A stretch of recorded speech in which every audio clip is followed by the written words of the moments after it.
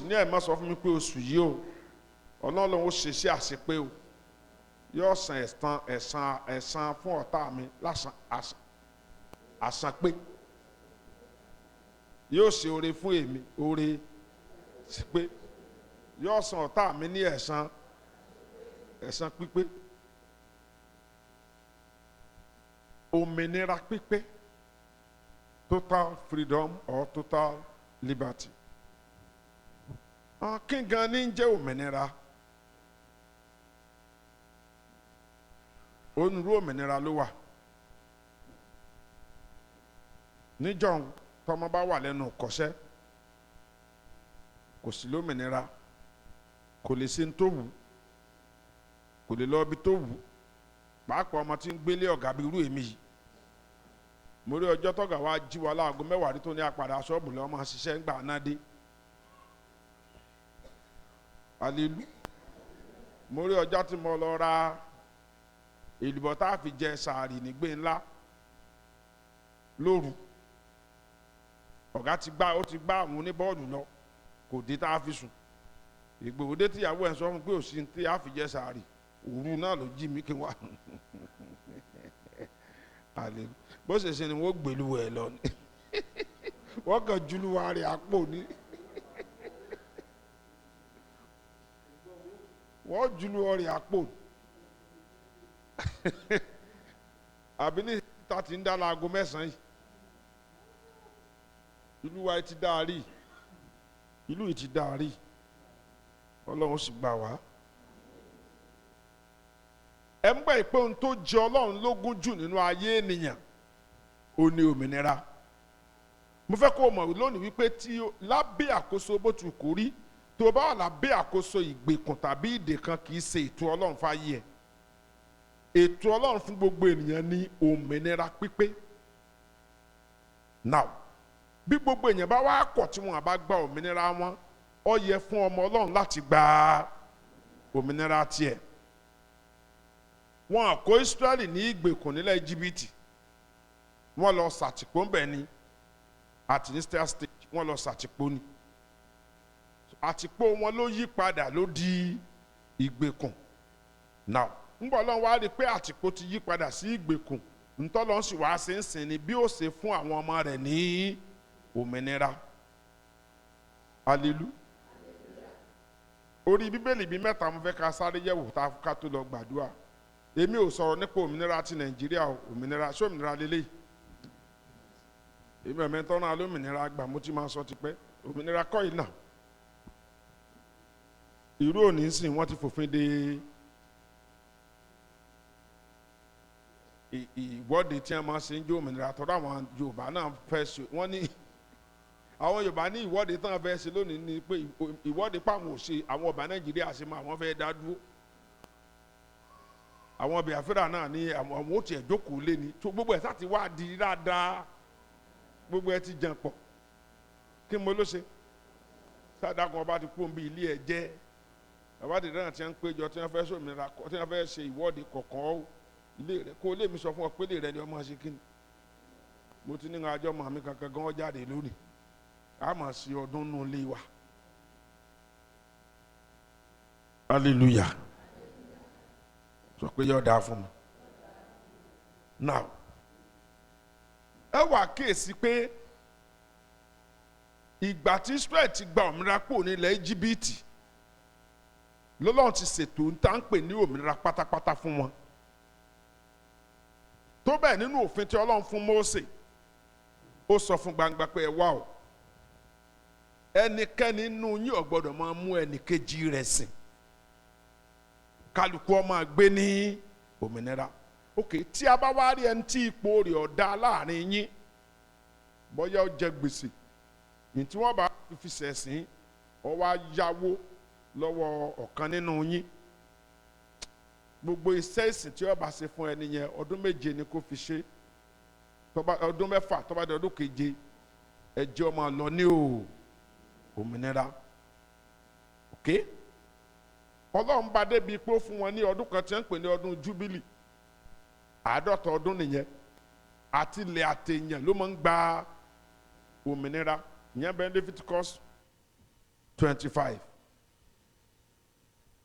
Israẹli tó gba òmìnira kúrò lábẹ́ ní ilẹ̀ Íjíbítì ó wá dùn Ọlọ́run pé àwọn náà tó wá bẹ̀rẹ̀ sí ní mú ara wọn sìn wọ́n bá fira wọn sínú ìgbèkùn òye lọ́wọ́ á bí Ọlọ́run nínú hallelujah kí n bó níyẹn ṣe sọ pé yóò dáa fún mi. Exodus 21 verse 2 sí ìsàlẹ̀. Tó bá ra Hébérù lẹ́rú tó bá ti lè jẹ́ Hébérù lọ bá rà lẹ́rú àwọn wo ni wọ́n pè ní Hébérù ẹ sọ̀rọ̀ ẹ tó máa ti ń pè ní Hébérù wọ́n dẹ̀ dárúkọ mẹ́ta tí wọ́n ń pè àwọn ọmọ Ísírẹ́lì ọ̀yà Ísírẹ́lì 1 number 2 Hébérù number 3 Júù ẹ ṣe ẹ pàdé wọn fúnra yín tó bá ti ń gbọ́ Hébérù Ísírẹ́lì ní jẹ́ bẹ́ẹ̀ tó bá ti ń gbọ́ Júù Ísírẹ́lì ní jẹ́ bẹ́ẹ̀ àwọn ọkọ̀ mẹ́ta tí wọ́n máa ń pè hàn nù níjọba tún bí ọ̀tọ̀ bá gbàgbé nítorí wọn máa ṣe sọ ọmọ sùkúù tí ọba máa wé ní í ṣe fún ọ. Tó bá ra ọkùnrin Hébérù lẹ́rú gbogbo ọdún ìsìnrú rẹ̀ gbọ́dọ̀ kọjá mélòó? Yes. Tó bá dọdún keje.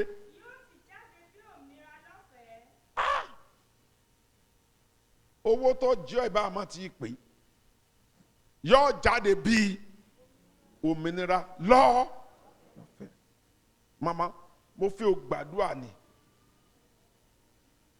ètò òmìnira tó onífàyè mi ìtọ́lọ́ ní fún wa Nàìjíríà kọ̀lélẹ̀ tá a wà ń lò yìí wọ́n ti dojú ẹ̀rù kí n bó ní ẹ ṣe ti dojú ẹ̀rù àwọn tó sì fún alómìnira náà wọ́n ṣe ká wa àwọn ní orí yẹn olórí pípé lẹ̀ ni wọ́n gbé ìjọba lé yẹn lọ àwọn ilé òní wọ́n láwọn ilé òní ṣe control àwọn ilé òní ṣe control àwọn ilé òṣè máa control ibi ẹ bá darí yẹn màálù ìsìn wọn máa ṣe kíni ní ẹgbàgbára ní alọ agbára ọ̀la àrígbà padà máa yìí ṣùgbọ́n gbọ́ bá yá mo ti sọ ọdún 93 mo ti ríran ẹ̀ kò sì sí tó lè yí padà àìsùn wájú ni nígbà ọmọ ọjọ́ mẹ́jọ ti kú kálukú padà lé ẹ̀ ní alelu ọmọ ọjọ́ mẹ́jọ ṣe kíni láti 93 ká tó dìbò Abíọ́lá mo ti ràn yẹn ọmọ ọjọ́ mẹ́jọ kú o kálukú sì ṣe kíni kálukú padà lé ní tí òwe ẹ̀ kàn ń sùn ní èyí tí Yorùbá ṣe ń ṣe yìí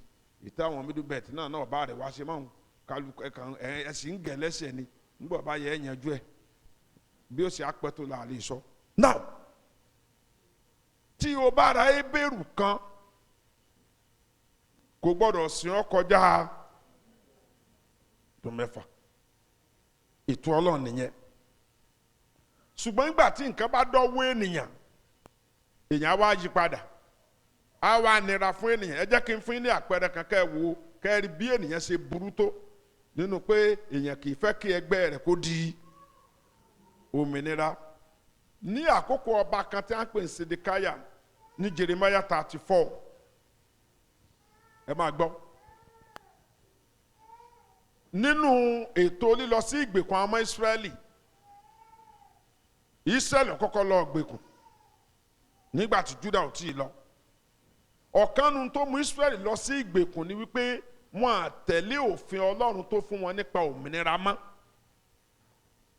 wọn à fún ilẹ̀ ní òmìnira wọn à fún ẹrú ní òmìnira ara wọn tí òrùwó tó títí à ń jẹ tó fira rẹ̀ sí abẹ́ ọ̀gá kan láti máa sìnrú wọn kọ̀ mú fúnra wọn ní lọ́lọ́mọba lọ́dà tó bá jẹ́ pé ìgbèkùn ló wù yìí ẹ wá lọ́ máa ṣe ìgbèkùn ní orílẹ̀-èdè míì lákòókò Sédékáyà ṣùgbọ́n lẹ́yìn ọ̀pọ̀lọpọ̀ ẹ̀bẹ̀ Ọlọ́run wá pinnu ó wá sọ fún wa pé ń tẹ́ ẹ ṣeré o olúkúlùkù yín tẹ́ ẹ ti mú sìn ẹ lọ́ọ́ tú lẹ̀ tẹ́ ẹ bá ti tú àwọn arákùnrin yín tẹ́ ẹ mú sìn lẹ̀ tẹ́ ẹ dárí gbèsè jẹ́ ń tọ́jẹ́ ń gbèsè tẹ́ ẹ bùn tó tí òrùwó san lówó tẹ́ ẹ fàwé agirímẹ́ǹtì pé yẹn ó sìn ọlọ́gọ́rùn-ún ọdún ya tó ń kálukú wà ní ìgbà yẹn lẹ́tọ̀ọ́ rí ojú rere mi ẹ jẹ́ mọ̀ pé wọ́n dẹ̀ dá májẹ̀mú pé àwọn ò fún ara wọn ní òmìnira nígbà tó ṣe bọ́yọ̀sẹ̀ kan wọ́n ṣe àbòsù kan sọ pé yẹn ṣe kúre Jeremiah 34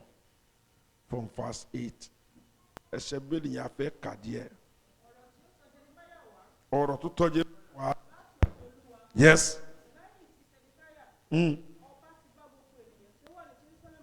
Lẹ́yìn tí ọba yẹn ti bá gbèyàn tó wà ní Jerusalem dá májẹ̀mú láti kéde ọ̀dà náà nínú Jésù Olúwa àti ẹ̀mí mímọ́ mo kéde òmìnira fún ọ. Láti kéde òmìnira fún wọn. Yes. Pé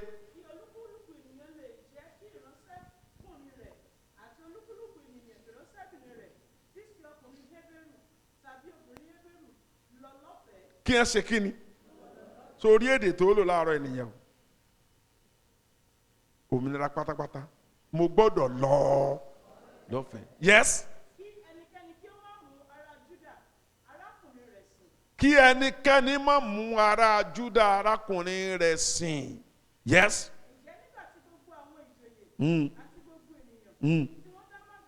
Tí wọ́n dá.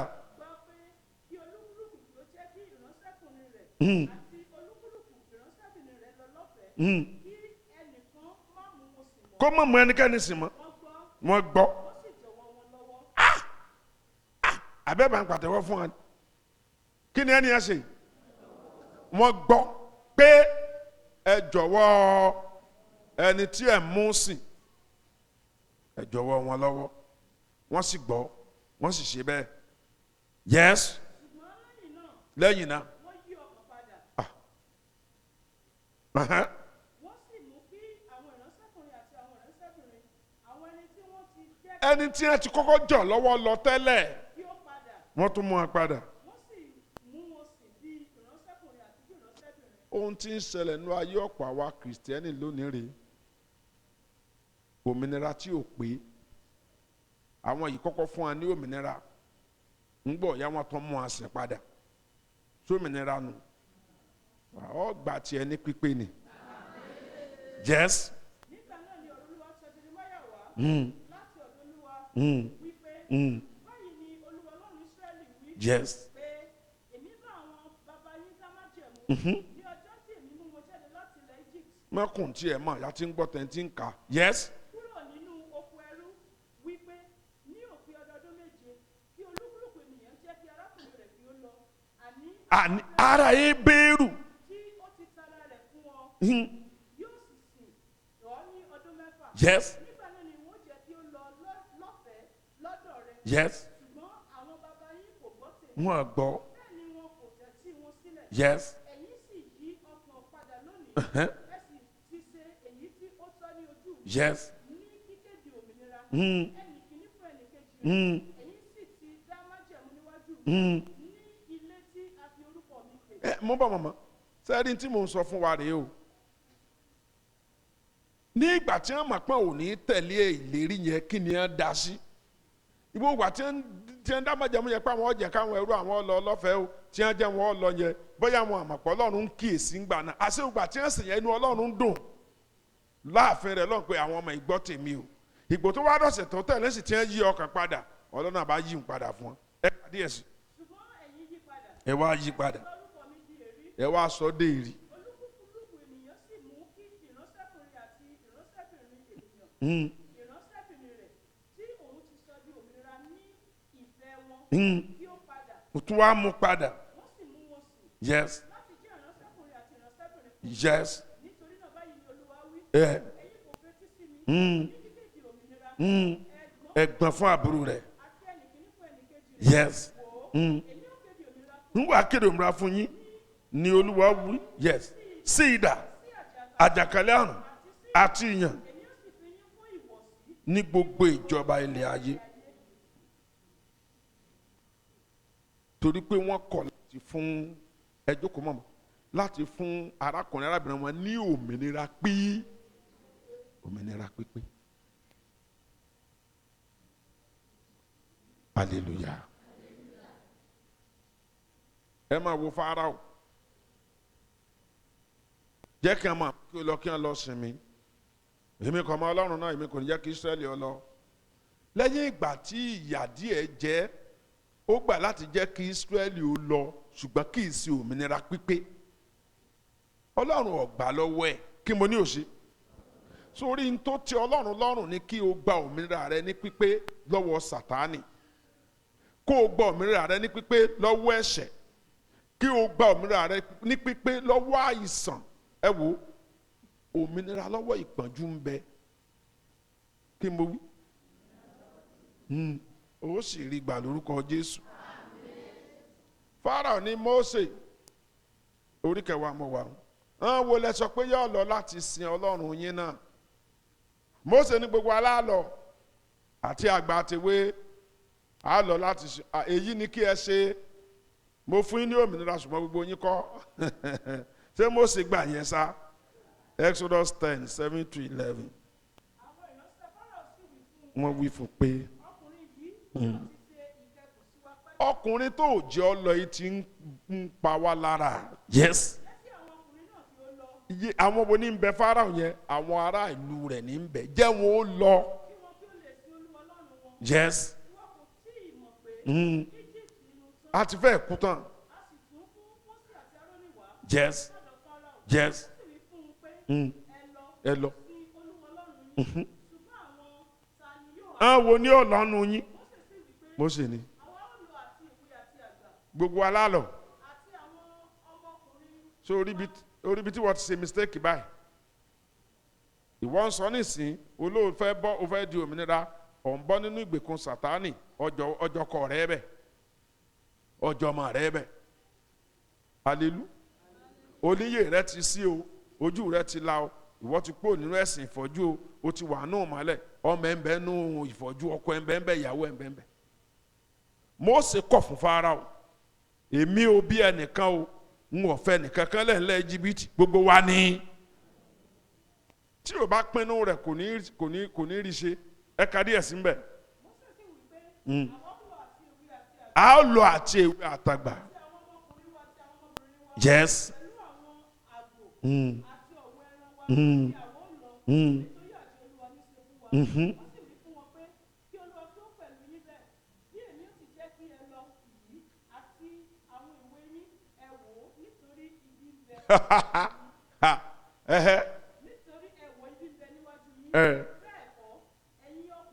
Ẹ̀yin nìkan ọkùnrin nìkan ni kó lọ kẹ́sìn Olúwa. Àwọn wo ni ó kù lẹ́nu Íjíbítì?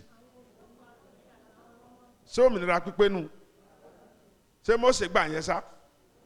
Kí ló dé tí wọ́n fi wá gbarú ẹ̀? Òmìnira rẹ ò tí ì pé ní ìgbà tí apá rẹ kan bá sì ń bẹ nínú ayé tí ò sí nínú Kristi. Praise the Lord. Bí a bá gba òmìnira pípé, kí la ó ṣe? Kí la ó ṣe? Kí la ó ṣe?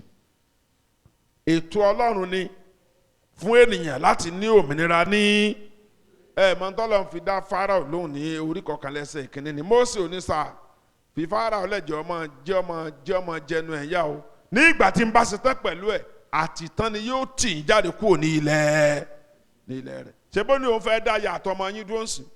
Ẹ̀ẹ́dì ń gbà ń bá parí pẹ̀lú rẹ̀ kódà ká jẹ́ kí nǹkan kan yín ó ṣẹ́kù sórí bẹ́ẹ̀ sá. Wọ́n gba òmìnira wọn ní pípé. Ó dùn ní pé ńgbà tí Ísírẹ́lì gbòmìnira tiẹ̀ ń pípé tán wọn ni wọ́n wá mú ara wọn sìn ńlá kan Jeremáyà lẹ́ẹ̀kan yẹn ló wá bí Ọlọ́run nínú. Bí àgbà gba òmìnira pípé ń bo láò ti rí i. Kò sí òmìnira pípé lọ́wọ́ ènìyàn. Praise the Lord. Ẹ wo àwọn tí wọ́n fún àwọn èèyàn ní òmìnira lẹ́ẹ̀kan níbi tá a kan Jeremáyà yẹn wọ́n tún wọn mú padà torí wọ́n kèsì pé èrè táwọn ń fi wọ́n ṣe iṣẹ́ burúkú owó tán fi wọ́n ṣe èrè tán ń jẹ nípasẹ̀ wọn àwọn ò rí èrè yẹn mọ́ ìyẹn fi hàn pé kò sí òmìnira kankan. Wo bó o bá wá ọ̀nà àbáyọ lọ sí ọ̀dọ̀ babaláwo tàbí èké wòlíì ló sìn tẹ́ èkú. Kí ni mo wí? Àwọn ni à ń bẹ lórí ìkíní. Hallelujah. Mo gbọ́ ní ìgbà ayé Sade Fadipẹ nínú fídíò rẹ̀ kan.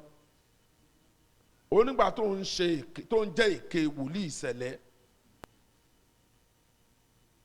ọlọ́kùnrin tó bá ti kó sàn lọ dáràn ó ní alárùdálẹ̀ ni wọ́n ó ní tí kan bá wá kó sàn lọ tó lòun ọ̀wá mọ́ ọlọ́wọ́n wà lọ ra láǹtà titun láǹtà ẹlẹ́yin titun ọ̀nà ó ṣiṣẹ́ sí ó ní bí láǹtà yẹn bá ṣe ń gbóná làárọ̀ ṣe máa ní ibi ọba wa ó dàbí tó bá tó dé ọ̀dọ̀ àwọn ó ròyìn tútọ́ pa fún wọn lọ́yọ̀ ń bì àwọn ọkùnrin tí wọ́n kó sí lọ́wọ́ so ọkùnrin tí ń yálè màmá tí mo dárúkọ tán sí yẹn kì í ṣe pé ń ṣiṣẹ́ wòlíì nìkan àwọn ọkùnrin tó bá kó tí kó sí lọ́wọ́ tí ń wuyì kì í sàn tó wá ṣètò àdúrà àwọn tí wọ́n bá yàn lálẹ́ ni ó lálárùdálẹ̀ ni ó ní mi àkọlé fún wa tí ò dẹ̀ kọ́lé fa rẹ̀ ó ní èsojú lásán praise the Lord kò tiẹ̀ dá mi lóhùn.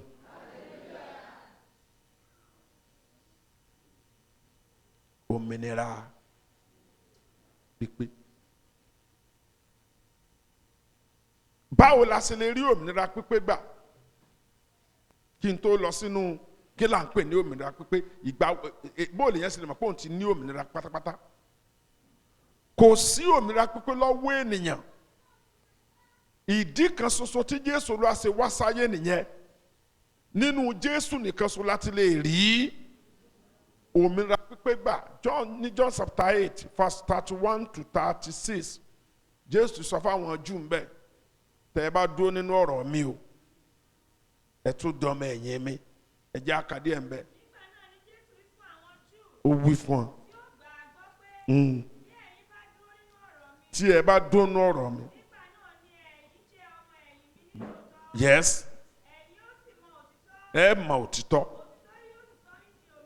bí òmìnira pípé yóò bá jẹ́ tiwa ta ni òtítọ́ tí wọ́n láàmà bí wọ́n láàmà pé Jésù lòtítọ́ yẹn ẹ wo lílọ church kò mí pé yẹn ti mọ Jésù o mo serious èèyàn lè máa lọ church kọ́ pẹ́ church kan kọ́dà má ti dà Jésù mọ̀ ìdí nu tó fẹ́rẹ́ lómi tí wọ́n máa ṣe tó wù church because kò mọ Jésù hallelujah so kì í ṣe pé tí ń lọ church ló mọ ẹ̀yin ó sì mọ òtítọ́ tí o bá dá Jésù mọ̀ òmìnira pípé ni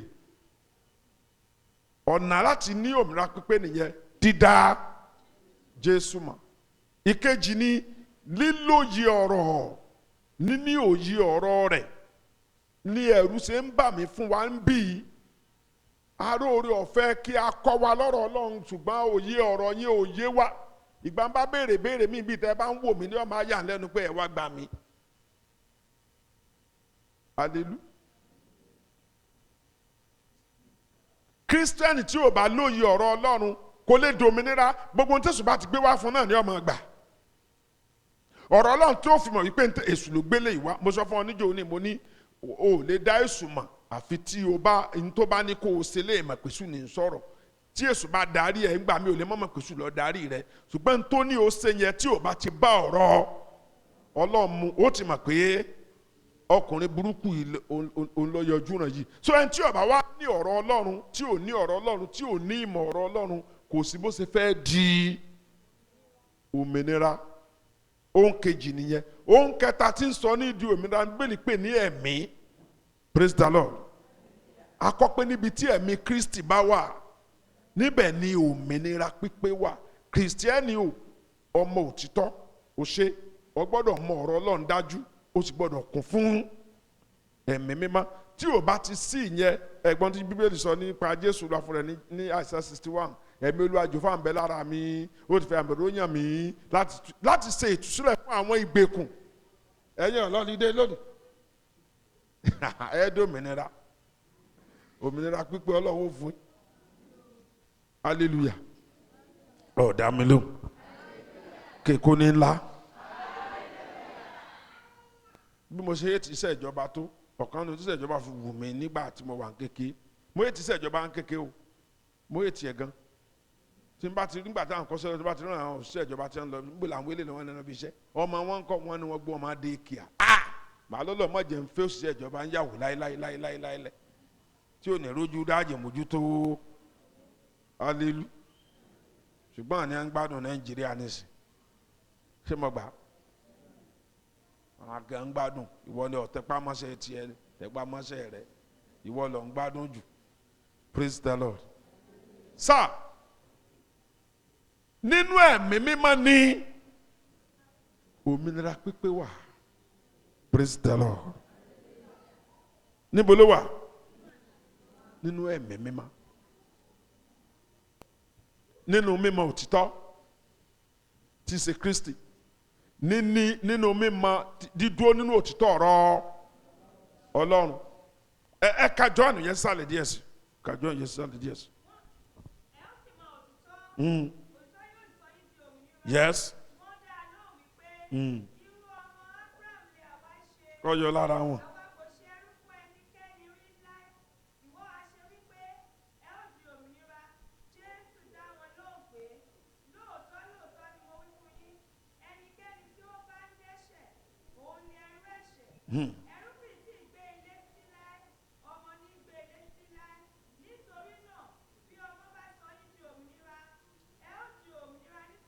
Hallelujah. Òmìnira pípé nínú Jésù, òmìnira pípé nínú ọ̀rọ̀ rẹ̀, òmìnira pípé nípasẹ̀ ẹ̀mí, ǹdí lórí ẹsẹ̀ nípasẹ̀ ẹ̀mí mímọ́. Psalm 119 verse 45. I will walk at liberty, for I seek thy word.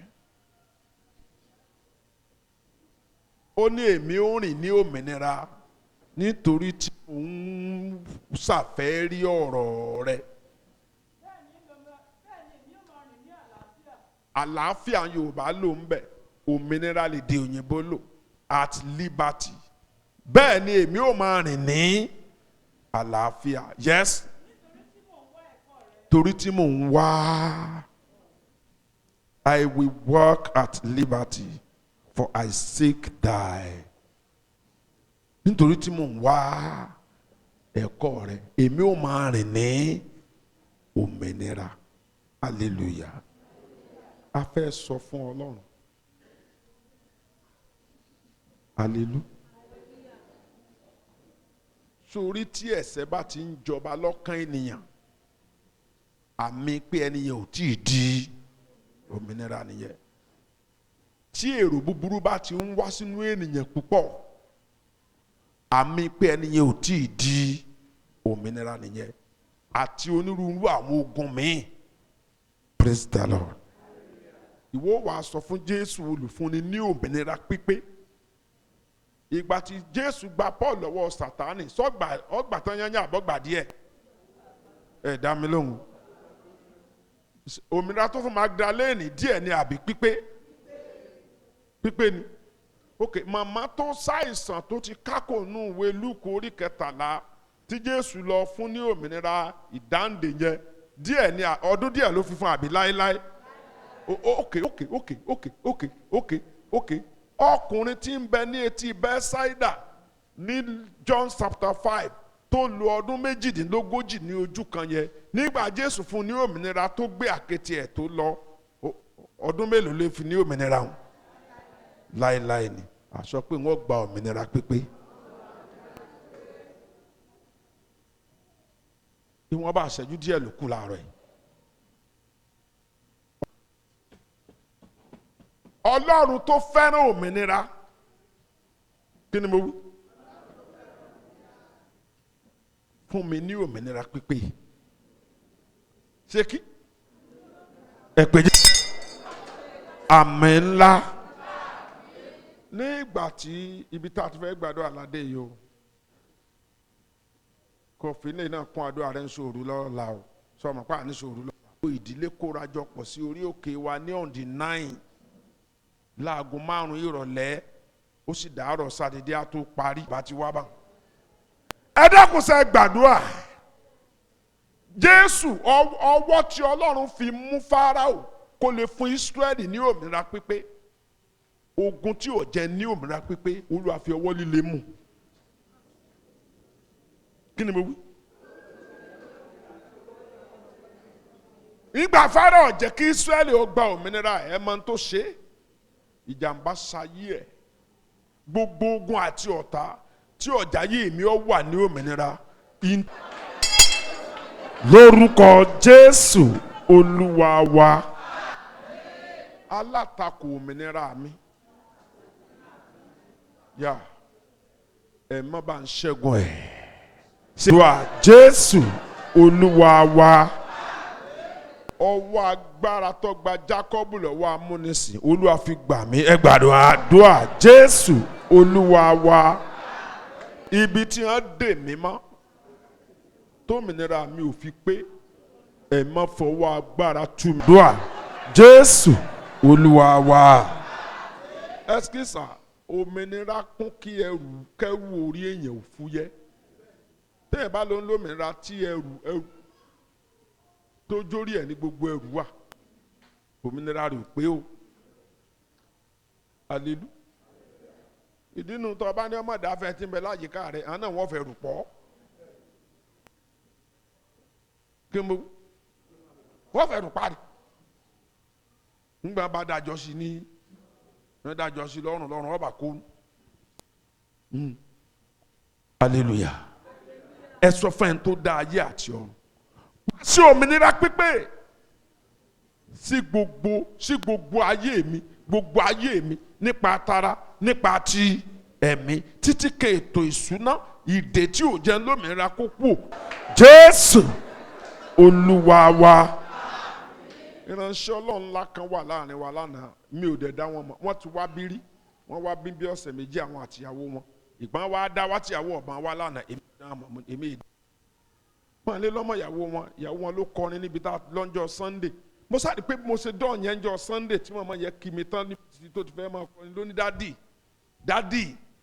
ẹ̀ tún rí wa ń jọ Wednesday o. Ohun tẹ́ ẹ sọ níjọ́ tán wá ti ṣẹ.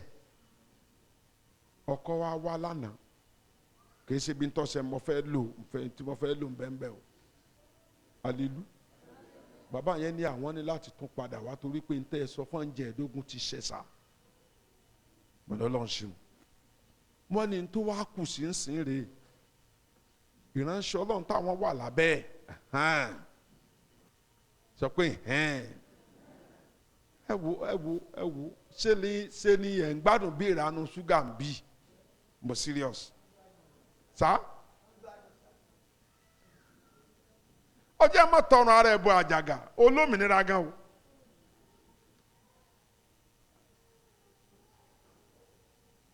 Hallelujah. Dó èmi ò máa ń tó lé ń bi kéèyàn wà ní chọ́ọ̀chì kan kó lóun ò lọ chọ́ọ̀chì yẹn mọ́ èmi ò máa ń tó lé ń bẹ̀ mi máa bí yẹn ṣe á di wàhálà nígbà tí ọba ti dá wàhálà alẹ́ ní chọ́ọ̀chì. Bàbá yẹn ní ẹsikísà ibi ó kù síre o. Ń bá gbàdúrà mo ní wọ́n gbà tí Fáráò ti lè dá Mósè dúró ẹ máa lọ kò sí nǹkan kan mọ́. Mo wá fún wọn ní àmì kan tí wọ́n fi mọ̀. Wọ́n ní sà alẹ́ àná lámì yẹn ṣẹ. Wọ́n láwọn ẹlẹ́nìkan ní òkè òkun. Wọ́n ní òkè rántí hàn. Wọ́n láfi bó ṣe dalẹ́ àná ló bá pe àwọn ló béèrè pé kí làwọn nílò àwọn sọkòtò Olúwa ti àwọn jáde ibi tán wà o. Gbogbo báyìí ibi ilé táwọn dẹ̀ ń lò ibi tán wà ní ìsìn lọ́gbà fún àwọn ó pò ń bẹ̀ ìgbàdú sọ pé kàn fọkànbalẹ̀ àwọn ọ̀rẹ́ ọwọ́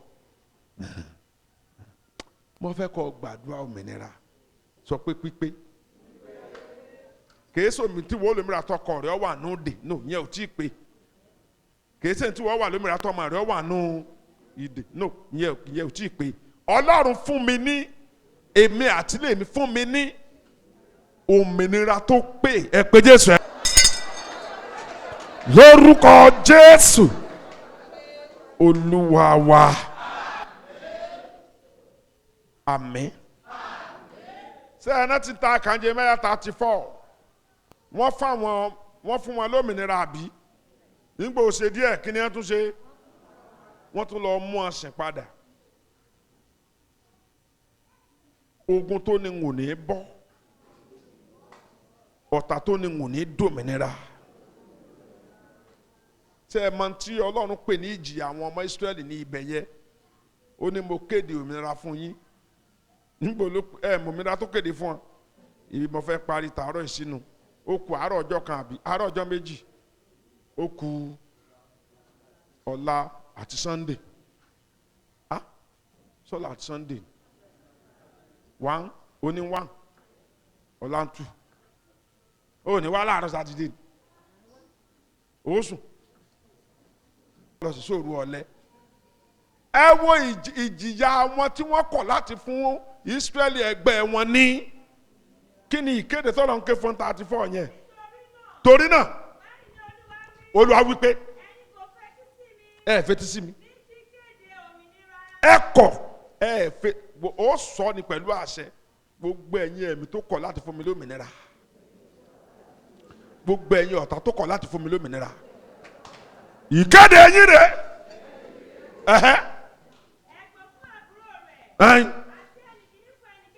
bá ń tó ka torí náà Olúwa ló wí ẹ fetí sí mi ẹ kọ̀ ẹ kéde òmìnira yes wo ń wà kéde òmìnira fún yín lÓlúwa wí idà àjàkálẹ̀ àrùn síyàn anjo alelu ẹni tó kọ̀ tí ò túwọ́ lọ́rọ̀ mo kéde òmìnira fún síyàn sí idà sí ikú sí ìgbèkùn sí ẹ̀sín sí ìwọ̀sí gbogbo ẹni tó lọ́wọ́ sí pé kí n má dòmìnira kó lọ sí ẹnu idà kó bọ́ sọ́wọ́ ikú kó bọ́ sọ́wọ́ àjàkálẹ̀ àrùn ó yá gbàdúrà bẹ́ẹ̀. Jésù Olúwa wa ẹ gbàdúrà àgọ́ ara mi yìí gba òmìnira pípé yẹn sọ̀rọ̀ bẹ́ẹ̀ orúkọ ńlá Jésù gba òmìnira pípé gba òmìnira pípé gba òmìnira pípé gba òmìnira pípé gba òmìnira pípé àgọ́ yìí lórúkọ Jésù ti Násárẹ́tì gba òmìnira pípé mo kéde òmìnira pípé fún ọ mo kéde òmìnira pípé fún ọ lórúkọ Jésù ti Násárẹ́tì ó yá gbà á ó yá gbà á ó yá gbà á ó yá gbà á. Jésù Olúwa wa wà ní ayé sí ike odù wáyé o gba òmìnira pípé láti òní lọ ẹ gbàdúrà orúkọ Jésù ayé sí ike odù wáyé gba òmìnira ayé mi gba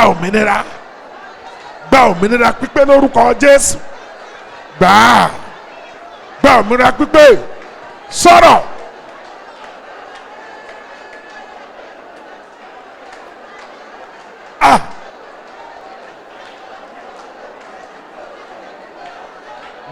dúà Jésù wa wà á ní Ọlọ́run tó fẹ́ mi fẹ́ òmìnira pípé sọ bẹ́ẹ̀ kí n gbọ́ gbà mí lọ́wọ́ ogun tí ń mú mi sìn ẹgbàá lárúbá Jésù Olúwa wa ó fẹ́ káde ẹlẹ́nìyẹn Olúwa ṣe òmìnira mi láṣepé ẹ jẹ́ n fi ọkùnrin kan yìí nínú Bíbélì hallelujah nígbà Jésù fẹ́ fún ní òmìnira ìríran ló nílò ó wá mú kó láàrin àwọn èèyàn ó mú bọ́ sẹ́gbẹ́ kan ńgbọ̀ wá fọ́ tọ́ lójú ó wá bí pé kí ló rí ṣe é mọ́tọ́kùnrin ń rí ó lóun rí èèyàn tó dúró tí ó dàbí igi ní Jésù wá fi lẹ̀ bẹ́ẹ̀ no Jésù rí pé kò tí ì pé iṣẹ́ ẹ̀rí èrè ò tí ì pé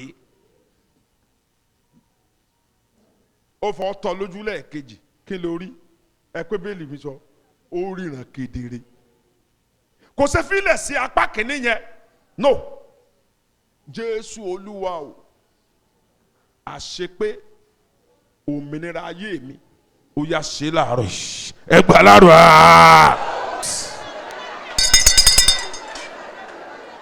lórúkọ Jésù Olúwa wa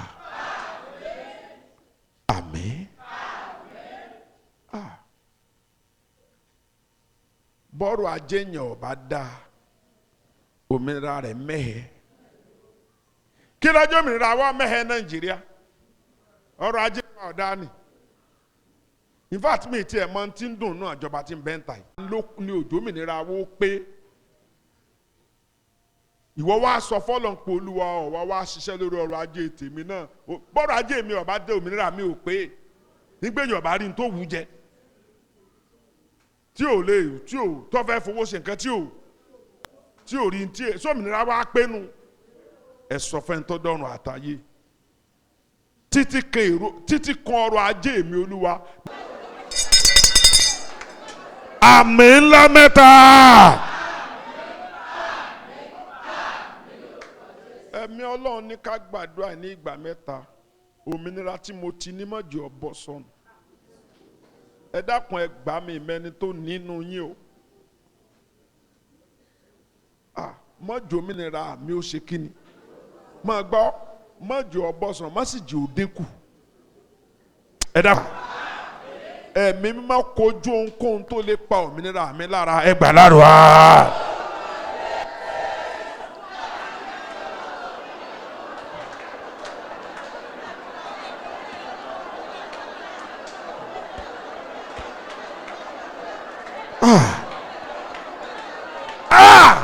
Bàbá o ohunkóhun tí ó pa òmìnira mi lára bá ń ṣẹ́gun ẹ̀ ìṣẹ̀dá. Ohunkóhun tí ó pa òmìnira mi lára bá ń ṣẹ́gun ẹ̀.